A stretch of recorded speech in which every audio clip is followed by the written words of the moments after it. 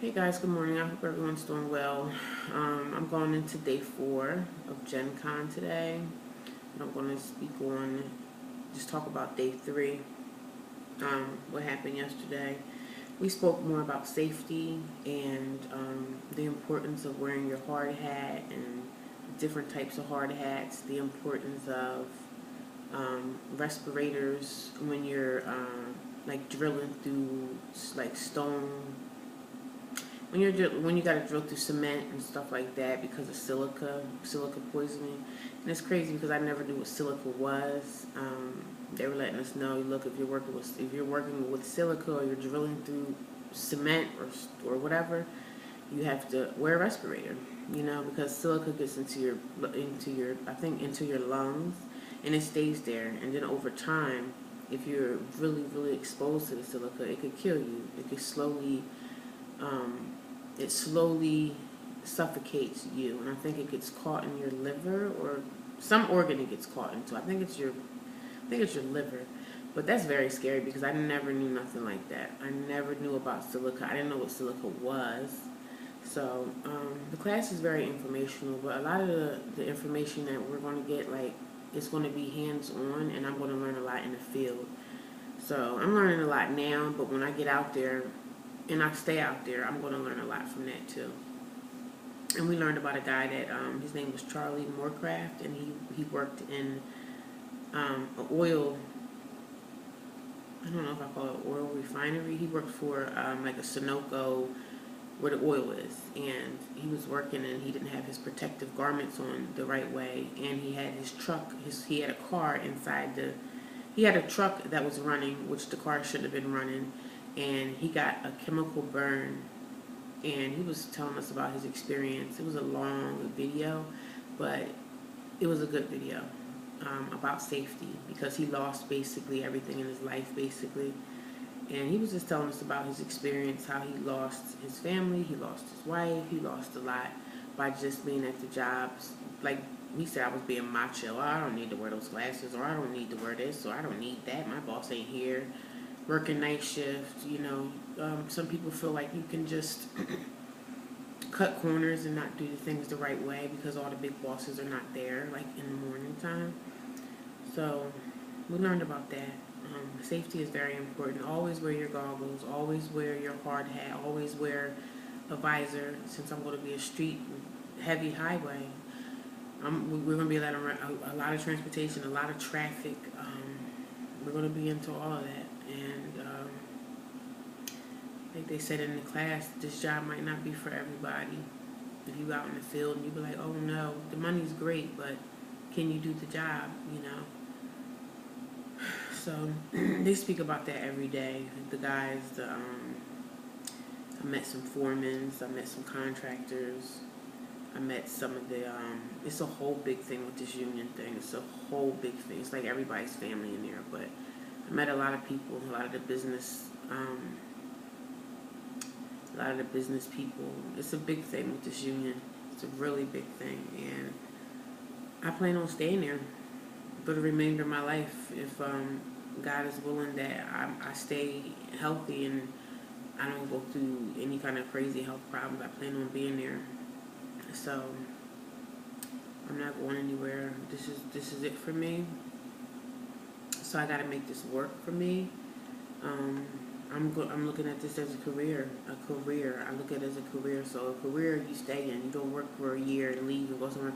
I plan on staying there. I don't plan on going anywhere else. I have to build from the ground up. As far as my pension, as far as the benefits, as far as it's just a lot. It's a lot, but it's so worth it in the end. I waited 2 years for this situation, and I didn't think I would get it. We got lucky. He was telling us in the class, and he's like, oh, you guys got lucky because they only hire for this type of positions every 2 years. So we got really, really lucky.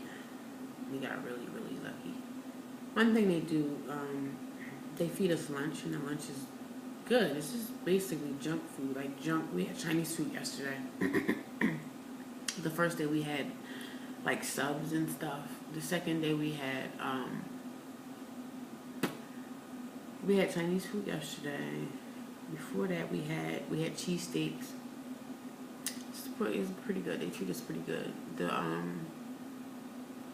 I'm just kind of tired. I'm sick of the class. I want to get out in the field and mess around with some tools and stuff, which I think we're going to do that today, but probably not because it was raining outside. So, but the instructors that we have are good.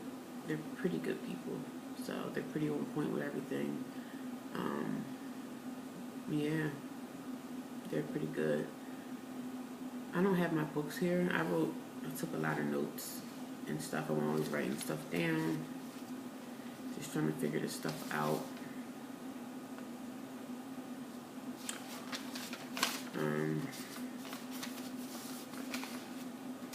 So today I think we're actually going to go out into the field and they're going to show us some tools and some harnesses and stuff like that.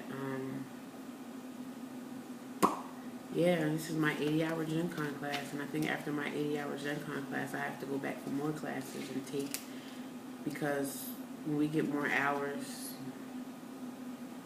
we get more money. So that's a perk. You know, you get more hours, you get more money. So why not take the classes? You go to the class, you go to the training facility, and they give you lunch, they give you stipend checks. When you're laid off, they do.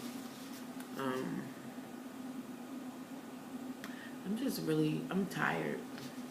And I'm not even doing nothing but sitting in the class all day. They have the class freezing. It's freezing in there. And I'm like, I don't know if they're doing that on purpose. They just trying to not let us get really comfortable. So, yeah, it's cold. So you got to dress, dress warm. That's all I can say. Still trying to, my brother hasn't gotten back to me about my car yet. I'm still waiting for that. He's still letting me ride around in his car. He has a brand new car, so I would like to get that back to him as soon as possible and get my car back on the road. So next week is my last week, and today is Thursday, and I'm freaking happy. I'm so happy it's Thursday because this week has been so long and just drawn out. And then yesterday I went to go pick up my kids, and I saw my boss, and he was like, "What's going on? How you like it? And are you picking up stuff?" I said, "Not yet. We're still kind of just doing the bookwork part of it." So it's boring as hell, but it's informational and it's good to know. Because there's only 3 women in my class, and the women that are in there, they're actually older than me, so. But the men in the class, there's a lot of older guys in there. I'm talking like over 40. So, people just want an opportunity to work and make some money. This type of job, you can go real far. You can build your own business from this. I want to take every skill that I learned from people and apply it to my life somehow. My biggest plan is my 5-year goal, which I probably could achieve it before 5 years. I want to get a mortgage, and I want to sign myself into a house. I want a house built from the ground up. That's what I do want. I don't want to, I don't know. I'm looking into all of that. The first thing I have to do is get my credit together. That's just number one. So just trying to figure it all out. Having a plan, making a goal, going about it, not letting anybody stop you, not letting the naysayer say what you can't do. You can't do that. You can't. How you gonna do that? How you gonna do that? People. You run into people like that all the time, and you just be looking at them like, because really most people want to see you fail, especially if someone's doing better than you. Most people don't like that. They don't want to see that. A lot of the men in this industry don't want to see women in there, but you don't know what someone's going through, and you don't know their story, so you can't. We were talking to one of the journeymen that came in there, and they're just like, being in this field, you're gonna have to have some tough skin. You're gonna have to have tough skin because you're working with the contractors, and he was like, a lot of those guys are just assholes. They're just like ignorant and rude. I'm like, that's okay. I got tough skin, so I'll tell them to get out my face, But yeah, that's the contractors for you. They're a lot of them. They're just, everything's about the dollar.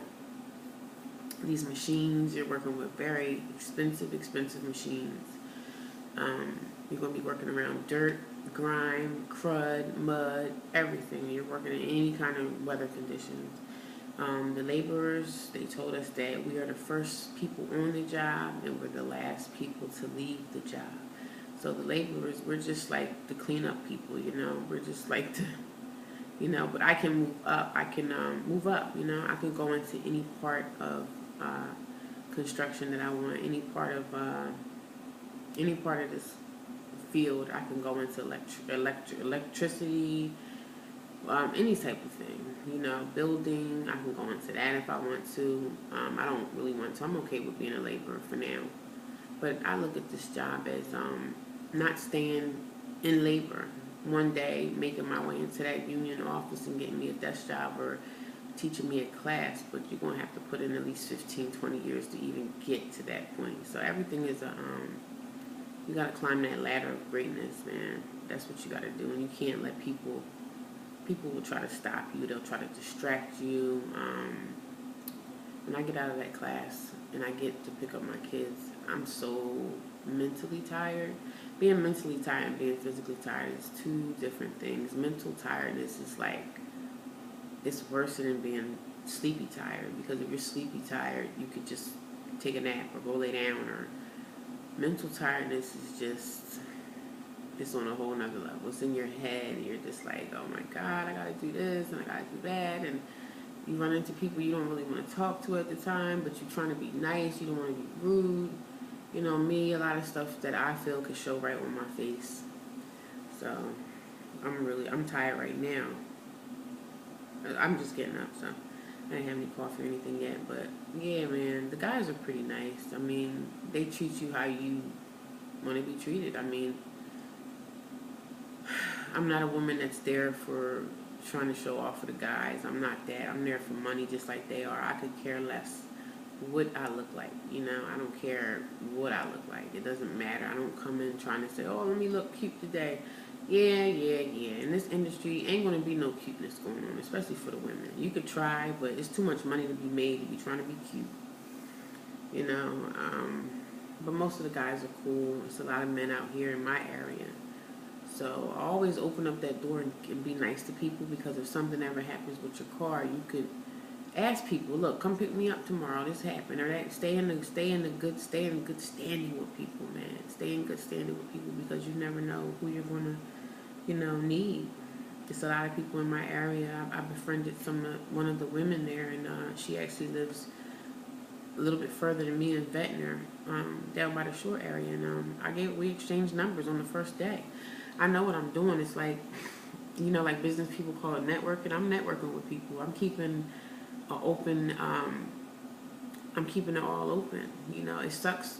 It wouldn't behoove me to go to a job to be bitchy towards these men, because these are people that I'm going to need. Like, they might see, look, Gina, it's a truck coming, or look, Gina, watch out, boo, or whatever the case is. Remain good, on good standings with people, because you're going to need them down the line. These are people that you're going to have to trust. These people are turning into family. These people, you work with somebody so long, you develop a love for them. And I'm not saying love on that level, but I'm just saying you start to care about people, man. Yeah, you can care about people you work with, yeah. You start caring about people. We all here for money. We all here to pay our bills. We all here to pay our mortgages. We all here to try to buy a house. We all here to get our tax, improve in everything in life. So it's nothing with going into the classroom, smiling and saying, good morning, everybody. How y'all doing? Like, hey, what's up? Stay cool with people. There's nothing in being stuck up. Like, being stuck up and with an attitude. Like, nah. I'd rather work with men than work with women. So the guys are cool. They're just cool. I worked with men before. I worked with a lot of contractors. I think it was the last summer or the summer before, I worked with a lot of them. And men are just different. I mean, yeah, some of them can act immature, and all they do is talk about sports and their home life, their wife or whoever their girlfriend is, and cars, like nothing else really. So stay good with people, because you never know who you're going to need, Something go bad with my car, let me change the tire for you. Sure, get over there and do it. Thank you. You know what I'm saying? Men will help you out. So, it has nothing to do with liking anybody or anything like that. You surrounded by a whole bunch of men, take advantage of that situation, because they will help you. They will come through for you. So keep that in mind. Shoot, even on the job, you work with these contractors. These guys, when you're a woman, they're going to take care of you for real. And especially if you're cool with them, they like you. Nah, you're not doing that, sis. You know what I'm saying? So thank God for that, you know. Because they're like, oh, you're a woman. You're not. They're not saying this, but they're saying it in their head. Like, man, them women ain't doing nothing. Good. I won't do nothing for $25 an hour. I'll hold a sign for 14-hour days. You know, so it's just a lot. It's a lot coming to me, a lot coming at me. A lot's going to be on my plate.